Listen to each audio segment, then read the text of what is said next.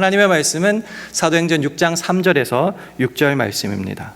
형제들아, 너희 가운데서 성령과 지혜가 충만하여 칭찬 듣는 사람 7을 택하라. 우리가 이 일을 저희에게 맡기고 우리는 기도하는 것과 말씀 전하는 것을 전무하리라 하니, 온 무리가 이 말을 기뻐하여 믿음과 성령이 충만한 사람 스데반과 또 빌립과 브로고로와 니가노로와 디몬과 바메나와 유대교 입간 안디옥 사람 니고달을 택하여 사도들 앞에 세우니 사도들이 기도하고 그들에게 안수하니라. 아멘. 시간이 참 빠른 것 같습니다. 벌써 1월의 마지막 주일이 되었습니다. 지난 3주간 우리는 성도들의 특별히 가장 일상적인 기본적인 그 원리를 3가지 확인했습니다. 첫째 주에는 기쁨이 곧 능력이다라는 사실을 알았고요. 두 번째 주는 이 기쁨이 우리들의 사귐의 기적으로 이어진다고 확인했습니다. 그리고 그 사귐의 기적과 기쁨이 결국은 교회 밖을 떠나서 세상에서 우리의 믿음의 가치를 증명하는 선한 싸움, 선한 증거를 해 나갈 수 있다라고 배웠습니다. 그래서 오늘은 이 모든 것을 하나로 합쳐서 이 모든 은혜가 아주 실제적이고 구체적으로 나타나는 그 자리에 대해서 확인해 보려고 합니다. 답부터 말씀드리면은 그 은혜가 나타나는 그 복된 자리는 바로 직분이다라는 것입니다. 직분이란 단어 듣다 보면은 어떤 생각이 드세요? 직분이라 하면 쉽게 말하면은 집사, 권사, 장로 같은 것 아니겠습니까? 그런 말을 들으면은 어떠세요? 뭐 부담감 느끼십니까? 도망가고 싶습니까? 많은 분들이 그래요. 내가 이거를 제대로 감당할 수 있을까? 잘할까? 플러스 너무 부담된다는 거예요. 올해는 좀 안 했으면 좋겠습니다. 사양합니다. 그런 말씀을 참 많이 하십니다. 그런데 성경은 이 직분에 대해서 좀 우리랑은 다른 관점에서 많이 좀 보여주는 것 같습니다. 그러니까 우리가 생각하듯이 직분이라는 것은 정말 우리로 올마매는 무거운 짐이 아니라 하나님의 그 크신 은혜가 맡겨진 자리라는 것입니다. 그래서 오늘은 성경을 통해서 이 직분에 대해서 좀 함께 나누며 우리가 이 직분에 대해서 어떻게 생각하며 또 이미 맡으신 분들이라면 어떻게 감당해야 될지 확인하는 시간 가지고자 합니다. 첫 번째, 이 직분의 자격에 대해서 한번 확인해 보겠습니다. 신앙의 연차가 이렇게 올라가면 올라갈수록 신앙의 길을 이렇게 걷다 보면은 자연스럽게 서리 집사, 안수 집사, 권사, 장로와 같은 직분을 맡게 됩니다. 그 자격에 대해서는 디모데전서 3장이라든지 디도서 1장에 잘 나타나 있습니다. 우리 교회에도 그 내규가 정해져 있습니다. 예를 들어서 장로만 한번 읽어보면 이렇습니다. 책망할 것이 없고 절제하며 근신하며, 이게 신중하다는 말이에요. 그리고 아담하며 단정하다는 말입니다. 그 뒤에도 계속 있습니다, 사실은. 그래서 그런 내용들을 읽다가 보면은, 또 공부하다 보면은 어떤 분은 그래요. 숨이 막힐 것 같다고. 이거 너무 빡센데요 라고 말을 합니다. 목사님, 제가 이런 기준을 맞출 수 있을까요? 아니, 우리 가운데 이 기준에 정말 딱 들어맞는 사람이 있기나 할까요? 라고 질문을 던집니다.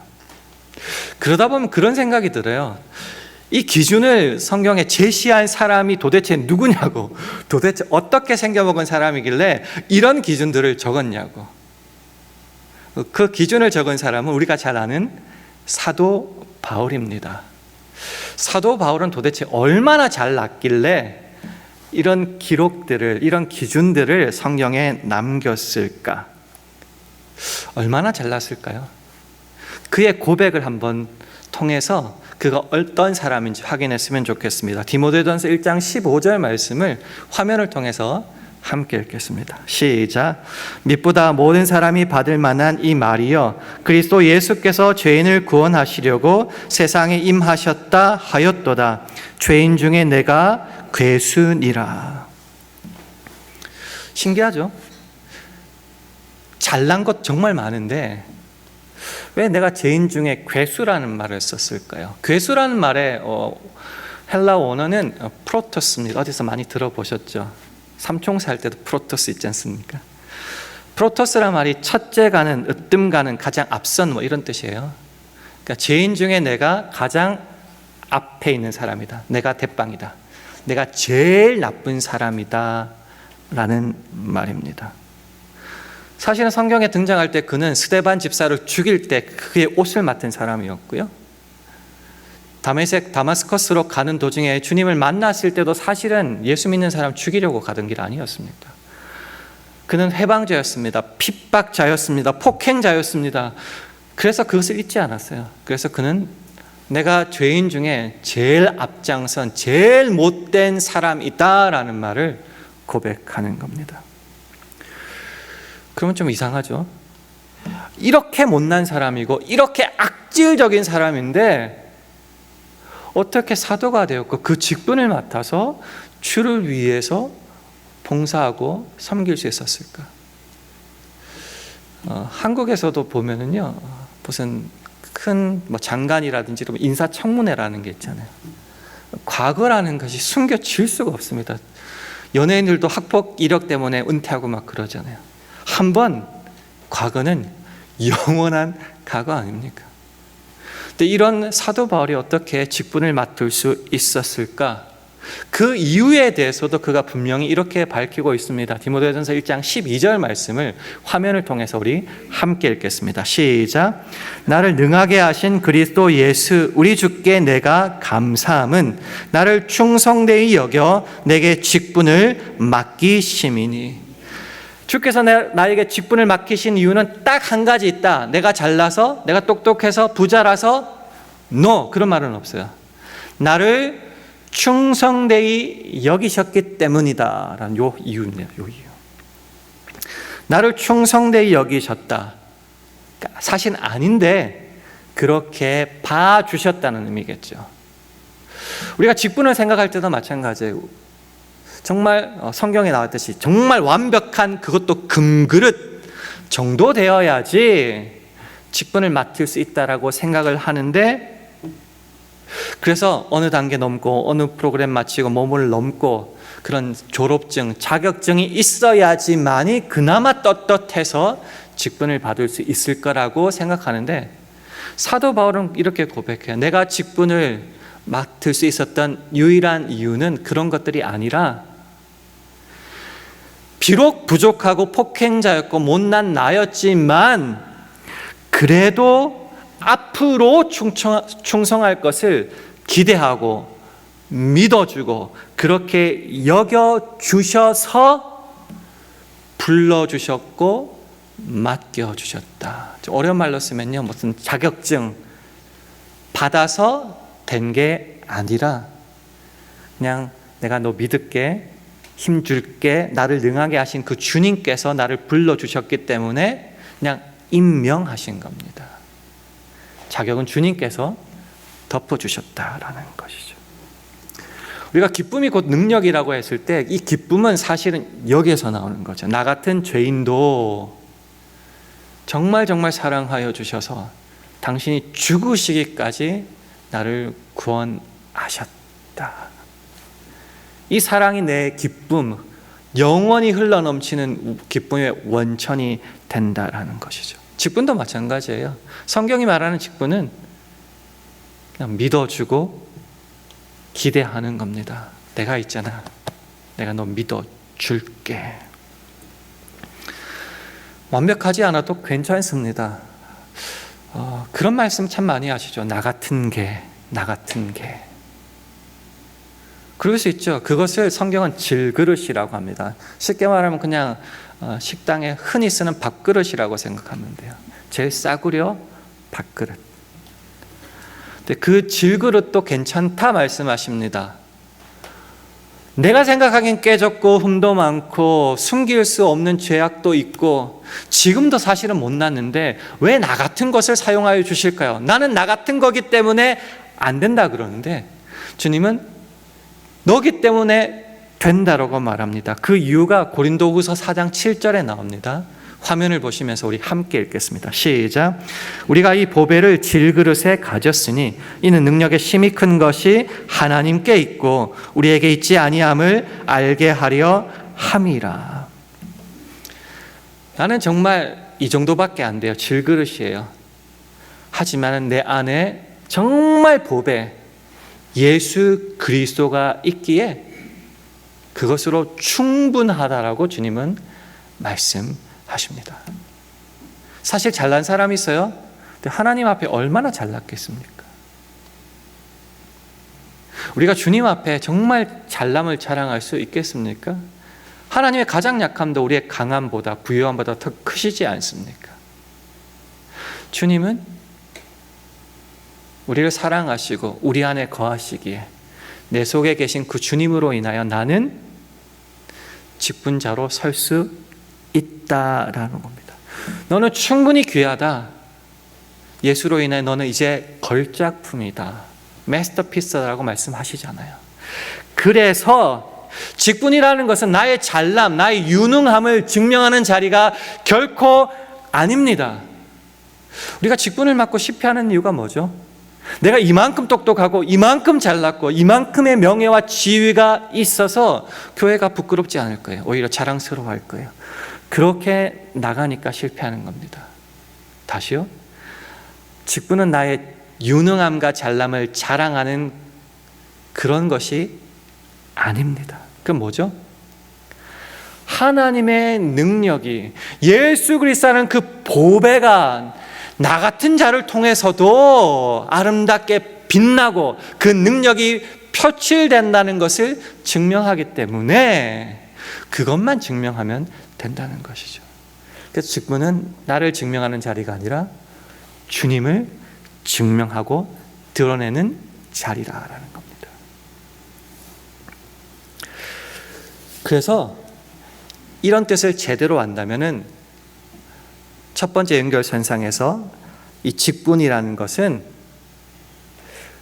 나를 통해 하나님을 드러내 보이는 복된 자리, 샘플, 본과 같은 자리인데 특별히 무엇을 보여드리는가? 하나님이 나를 여전히 오래 참으시고 계시다는 것을 보여주는 자리, 그것이 바로 직분이다라는 겁니다. 때로 우리는 의문스럽습니다. 왜 나같이 흠도 많고 못나고 부족한 자에게도 이 귀한 직분을 허락하여 주셨을까? 저 사람 같으면은 학벌도 좋고 집안도 좋고 돈도 많아서 교회에 도움이 될 것 같은데 저 사람은 젊어서 일의 효율성이 굉장히 높을 것 같은데 그 말은 나는 안 어울린다라는 말이겠죠. 그러나 주님께서 우리를, 저와 여러분을 쓰신 이유는 바로 이것 때문입니다. 디모데전서 1장 16절 말씀을 화면을 통해서 함께 읽겠습니다. 시작. 그러나 내가 긍휼을 입은 까닭은 예수 그리스도께서 내게 먼저 1절 오래 참으심을 보이사 후에 주를 믿어 영생 얻는 자들에게 본이 되게 하려 하심이니라. 쉽게 설명드릴게요. 사도 바울에게는 꼬리표가 있었습니다. 제 스데반 죽일 때 같이 있었던 사람이야. 와, 제 예수 믿는 사람을 진짜 괴롭혀. 저런 악질 같은 놈이 없어. 그거는 그의 꼬리표였습니다.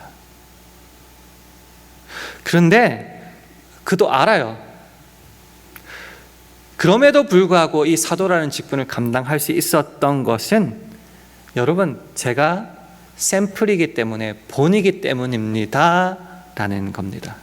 전시회장 가면요, 전시해 놓은 그림이나 물건 같은 것들 있잖아요. 그런 전시 본이라는 거죠. 무엇을 그러면은 보여주기 위해서 전시되어 있는가? 저렇게 예수 믿는 사람 핍박하고 죽이고 성격도 급한 사람도 하나님은 택하시고 죽여버리고 포기하지 않고 고쳐서 쓰신다는 것을 보여준다는 거죠. 하나님이 정말 당신의 이름을 먹칠한 저 사람까지 품으시고 사랑하신, 얼마나 그의 오래 참으심과 자비가 크신지 보라라는 겁니다. 옛날 한국 사람들이 이런 게 있었죠. 너무나 억울하거나 막 자랑하거나 아니면 짜증내고 할 때는 마당으로 가요. 동네 사람들을 다 불러 모여. 뭐라고 말하죠? 동네 사람들 이것 좀 보소라고 하는 거잖아요. 그리고 지금도 그렇죠. 뭔가 이렇게 액션을 취하기 위해서는요, 사람을 막 뭐합니다. 막 소리 지르고 몸짓하고 보라는 거죠. 뭘 봐요? 내 억울함을 아니면 내 잘남을. 그런데 이 사도 바울이라는 샘플은 뭔가 동네 사람들 이것 보라고, 나같이 이렇게 못나고 사람도 죽이는데 일조했었던 나 같은 사람도 하나님은 구원하시고 사랑하신다라는 거죠. 그 정도 별것 아니야, 이게 되는 거죠. 당신 같은 사람도 사랑하십니다, 주께서. 어떻게 해요? 나를 보세요, 이거잖아요. 나를 보세요. 이 샘플 때문에 부족하고 흠 많은 사도 바울도 직분을 주셨다라는 겁니다. 조금 전에도 말씀드렸다시피 직분이라는 것은, 직분 잘하는 것은 나의 잘남을 증명하는 자리가 아니라 얼마나 하나님의 은혜가 필요한 자리인지, 나 같은 자도 주님께서 찾아와 주시고 만나 주시면 이렇게 달라질 수 있는 것을 자랑하는 자리, 나를 증명하는 자리가 아니라 우리 주님을 보여주는 자리, 하나님께서 얼마나 나 같은 존재도 포기하지 않고 끝까지 붙잡으시는지를 나를 통해 보세요. 이게 바로 직분자의 자리라는 겁니다. 그런 모습이라면 어느 누가 설 수 없겠습니까? 사실 저 같은 사람도 목사로 삼아 주셨잖아요. 이 은혜가 있다면 서는 겁니다. 그리고 주님을 나를 통해 보이는 것이죠. 이런 맥락을 가지고 오늘 다시 한번 본문 사도행전 6장으로 한번 갔으면 좋겠습니다. 초대교회면 항상 행복하고 은혜가 넘치고 성령 충만할 것 같은데 초대교회도 문제 되게 많았어요. 오늘도 문제가 있습니다. 이 구제, 좋은 일이죠. 구제하다가 교회가 두 쪽이 난 거예요. 헬라파 과부들, 그러니까 이방인 과부들이 구제에서 좀 소외당한 것 같아요. 아무래도 끼리끼리 논다고 유대인들이면은 우리 동족이니까 더 도와줘야지 이러다가 소외당한 사람이 있고 편드는 사람이 있으니까 교회가 좋은 일 하다가 쪼개지게 된 거예요. 지금 갈등이 있습니다. 원망이 있고 파벌이 생기게 되었어요. 어떻게 해결해야 될까요? 이 문제를. 좋은 일 하다가 교회가 시험 당하게 생겼는데, 그 해결책을 오늘은 이렇게 말합니다. 직분자를 세우는 것, 7 집사를 세우는 것입니다. 이 사람을 세우는데 아무나 세우면 안 되겠죠? 그 조건이 오늘 사도행전 6장 3절에 나옵니다. 화면을 통해서 우리 함께 읽어보겠습니다. 시작. 형제들아, 너희 가운데서 성령과 지혜가 충만하여 칭찬 듣는 사람 7을 택하라. 우리가 이 길을 저희에게 맡기고. 가장 중요한 것이 성령과 지혜가 충만한 사람. 성령, 지혜, 이 두 가지가 나옵니다. 여러분은 직분자, 장로, 권사, 서리집사, 안수집사라고 생각할 때 여러분이 생각하는 조건은 뭐가 있습니까? 많은 분들이 좀 이런 데서 돈 좀 있어야지 교회 일을 할 수 있다고, 좀 베풀고 교회 돈이 부족하면 좀 해야 된다고. 의외로 돈이 굉장히 중요한 포션을 차지하고 있더라고요. 또 사람들이 생각하는 중요한 조건 중에 하나가 학벌입니다. 좀 똑똑해야지 교회 일 잘하고 앞에서 인도할 수 있다고. 사회적 지위가 높고, 우리 교회에서 좀 장관도 나오고 시장도 좀 나와야지 하나님의 이름이 높아진다고. 그런 쪽으로 결국 세상과 별 다를 바 없는 조건을 하나님의 일을 하는 직분자에게도 동일하게 적용할 때가 참 많습니다. 근데 오늘은 그런 게 전혀 없어요. 딱 두 가지만 말하고 있습니다. 첫 번째는 성령입니다. 왜 하필 성령일까요? 생각해 보셨나요? 이 말을 다른 말로 뒤집으면 이렇습니다. 자기 고집과 자기 성격과 자기 경험이 죽은 사람이라는 겁니다. 세상에서 자기가 해왔던 그 계획과 돈과 물질과 사람으로 교회 일을 할 때가 참 많습니다. 그러나 엄밀히 말하면 그것은 자기 일이지 주의 일은 아닙니다. 이상하게 생각하실 분이 있는데 다시 한번 말씀드릴게요. 내 계획과 내 돈과 내 사람으로 일을 하면은 내 일입니다. 그것이 다 죽어야 되는데, 그럼 죽는다는 말이 뭐죠? 여기서는 성령이다라는 거예요. 하나님의 영에 사로잡혀 내 모든 자아가 죽고, 주께서 인도하시고 명하시는 대로 주님을 드러내는 직분자, 그래서 성령이 가장 우선시 된다는 겁니다. 성령이 이끄실 때, 오직 성령의 충만함을 받아라 말하죠. 성령으로 가득 찰 때야 비로소 내 일이 아닌 하나님의 일, 하나님의 교회, 하나님의 계획이 우리 가운데 벌어지는 것입니다. 두 번째는 지혜입니다. 이 지혜라는 것이 세상적 지혜를 말하는 게 아닌 것 같아요. 야고보서 3장 7절에 위로부터 난 지혜라는 말이 나옵니다. 한번 들어보세요. 오직 위로부터 난 지혜는 첫째 성결하고, 다음에 화평하고, 관용하고, 양순하며 긍휼과 선한 열매가 가득하고 편벽과 거짓이 없나니. 성령으로부터 주어지는 지혜가 있습니다. 하늘의 지혜가 있습니다. 그래서 교회에서 솔직히 일자 무식한 분, 영어 하나도 모르시는 분이라도 정말 지혜롭게 교회를 위해서 기도하고 잘 이끌어 가시는 분이 계시잖아요. 그 지혜가 바로 이 지혜입니다. 그런 위로부터 난 지혜가 있을 때에 갈등이 풀립니다. 나누어지고 분파가 있던 사람들이 하나로 뭉쳐집니다. 그게 그가 똑똑해서 그렇습니까? 그녀가 잘나서 그렇습니까? 아니요, 성령으로부터 내리는 지혜가 있기 때문입니다. 그럴 때 자연스럽게 갈등이 풀립니다. 돈으로 어떻게 해결할 수 있겠습니까? 상담한다고 그게 제대로 치유가 되겠습니까? 주께서 임하실 때 모든 것이 변화가 일어난다는 것이죠. 그럴 때에 초대교회 문제가 있었다 그랬죠. 구제 문제 때문에 갈라졌다 그랬죠. 원망이 넘쳤다고 그랬죠. 그 직분자를 세웠을 때에 어떤 일이 벌어졌을까요? 사도행전 6장 7절 말씀을 화면을 통해서 함께 읽습니다. 시작. 하나님의 말씀이 점점 왕성하여 예루살렘에 있는 제자의 수가 더 심히 많아지고 허다한 제사장의 무리도 이 도에 복종하니라.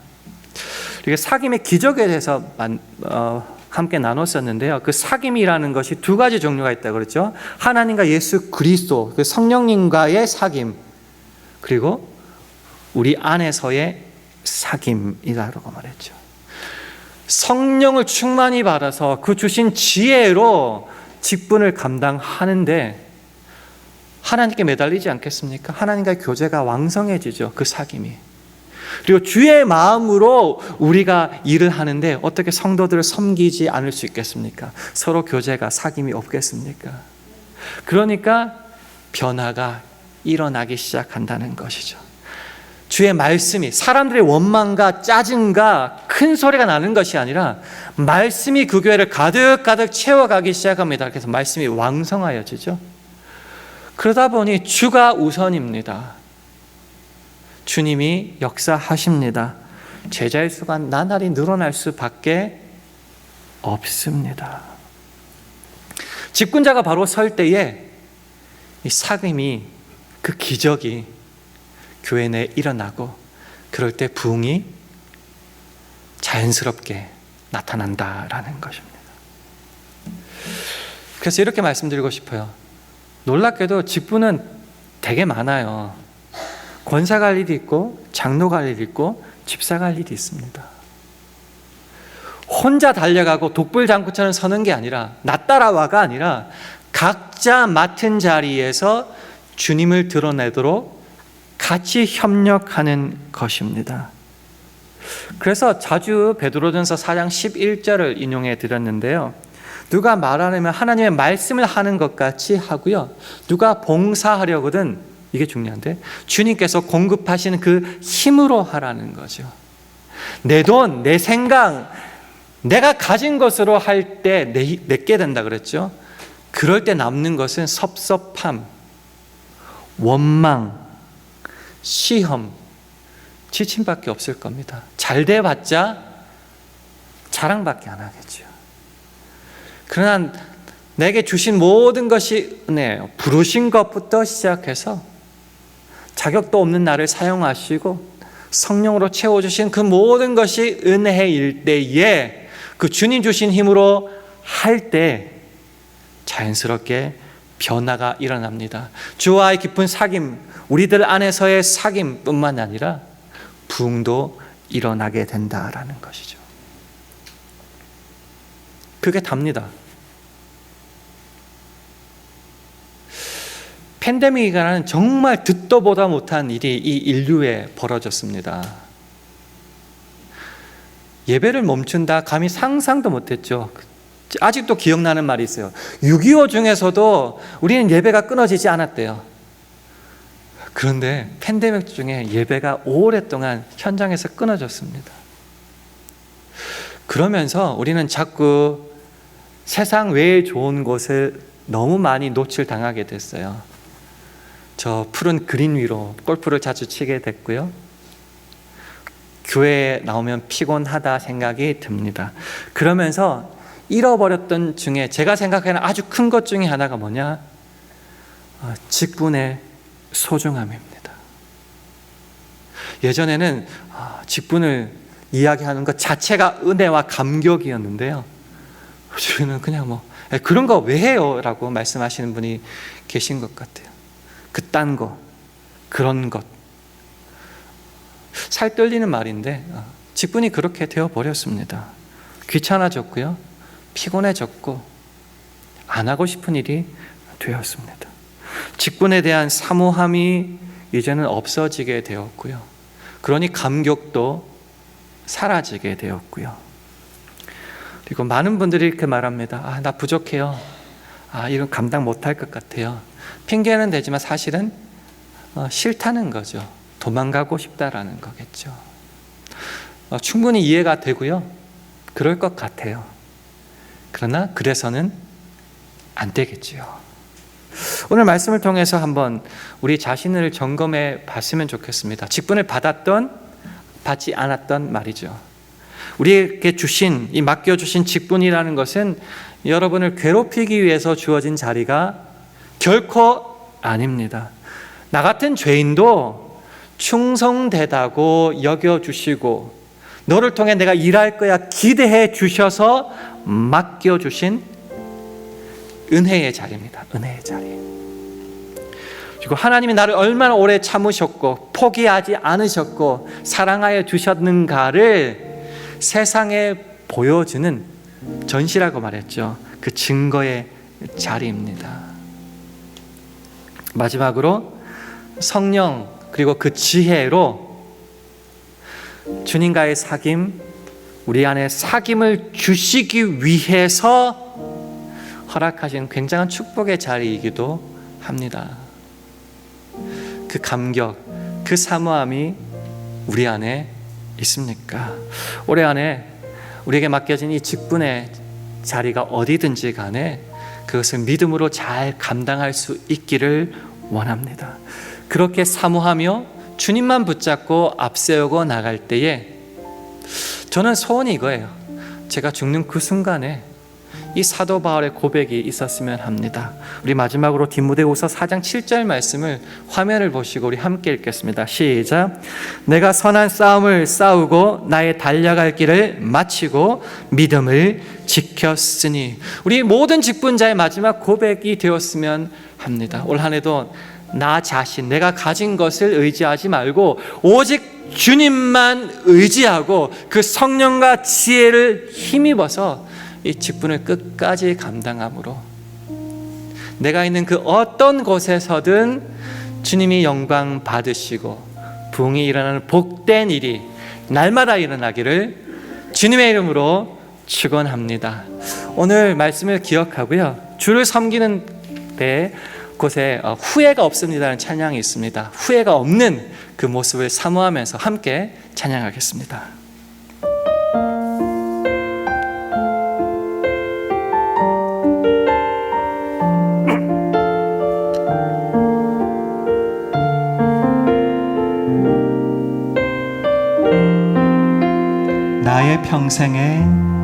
나의 평생에 가장 복된 일은 내가 예수님을 만난 것이라. 나의 평생에 가장 잘한 일은 내가 예수님을 주로 섬긴 것이라.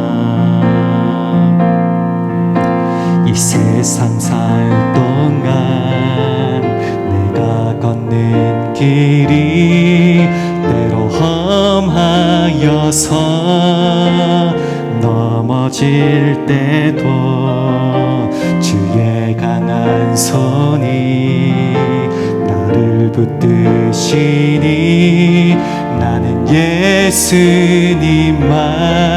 주로 섬기며 살리. 나는 주를 섬기는 것에 후회가 없습니다. 내가 걸어온 모든 시간 다 주의 은혜니 내가 걸어갈 모든 날도 주만 섬기며 살리. 오직 예수 이름 부르며 살아가리라. 이 세상 살 동안 내가 걷는 길이 때로 험하여서 넘어질 때도 주의 강한 손이 나를 붙드시니 나는 예수님만 주로 섬기며 살리. 나는 주를 섬기는 것에 후회가 없습니다. 내가 걸어온 모든 시간 다 주의 은혜니 내가 걸어갈 모든 날도 주만 섬기며 살리. 오직 예수 이름 부르며 살아가리라. 이것이 나의 간증이요 이것이 나의 찬송일세. 나 사는 동안 끊임없이 그 주를 찬송하리. 나 사는 동안 끊임없이 그 주를 찬송하리로다.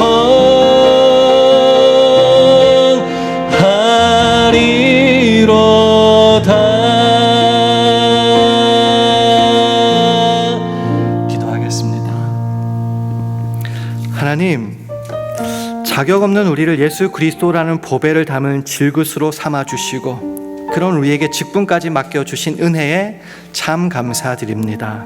그 내가 맡겨진 자리를 내 힘과 지혜가 아닌 주님이 공급하시는 그 지혜와 성령의 능력으로 섬기게 하여 주시옵소서.